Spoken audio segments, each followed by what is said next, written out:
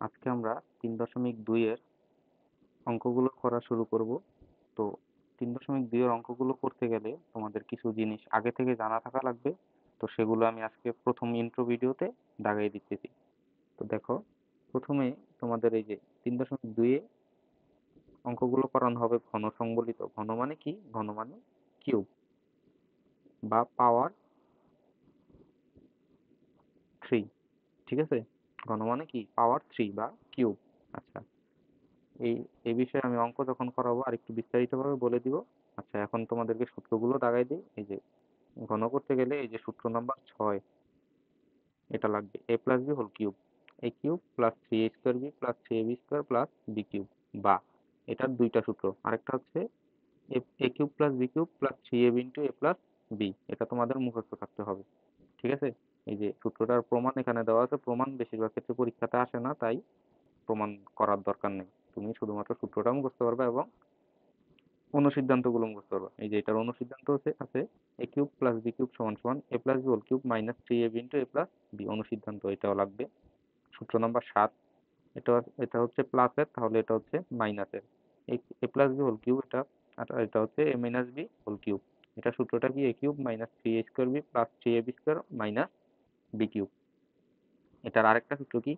A cube minus b cube minus 3ab into a minus b. আচ্ছা, এটারও প্রমাণ এখানে দেওয়া আছে, কিন্তু প্রমাণটা লাগবে না। এটারও প্রমাণ লাগবে না। আচ্ছা, তারপর পরবর্তীতে অনুসিদ্ধান্ত আরেকটা দেওয়া আছে, অনুসিদ্ধান্ত 10, এ কিউব মাইনাস বি কিউব। উপরে যেটা ছিলাম অনুসিদ্ধান্ত 9, এটা কি ছিল? প্লাসের, তো এটা মাইনাসের। A cube minus b cube সমান সমান a minus b whole cube plus 3ab into a minus b. আর সূত্র নাম্বার 9 সবার শেষের একটা সূত্র।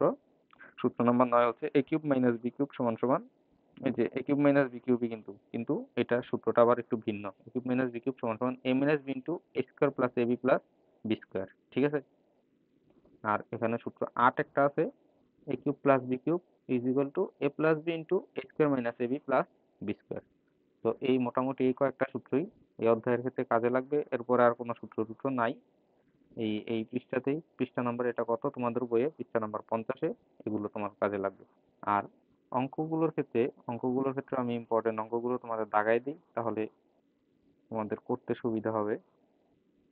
একবারে 3.2, এই যে 3.2, 3.2 এর ক্ষেত্রে এখানে তোমার এই অঙ্কটা ইম্পর্টেন্ট। সরল করো, এগুলো লাগে না। আমি 3.1-এও করাই নাই, এখানেও করাবো না।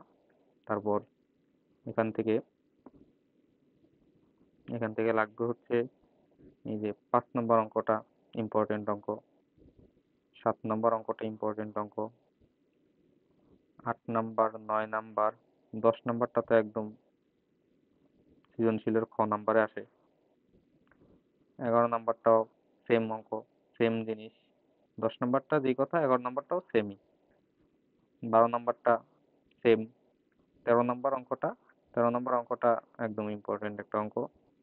তোমাদের বোর্ড পরীক্ষায় না আসলে এটা তোমাদের স্কুলের পরীক্ষা আসবে। স্কুলের যেই অর্ধবার্ষিক বা বার্ষিক পরীক্ষা নেয় সেখানে আসবে।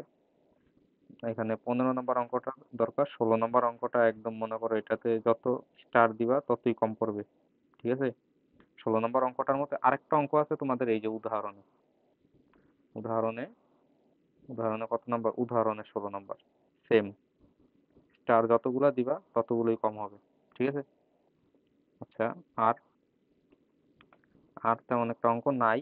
আর 17 নম্বরে এই x to the power 6 plus 1 by x to the power 6, এই অঙ্কটা মোটামুটি ভালো ইম্পর্টেন্ট। তাহলে 3.1-এর যা যা দরকারি ছিল তা তা আমি দাগাই দিলাম।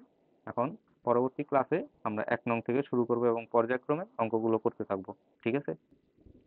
আচ্ছা, আজকে তাহলে এতটুকুতেই রাখি।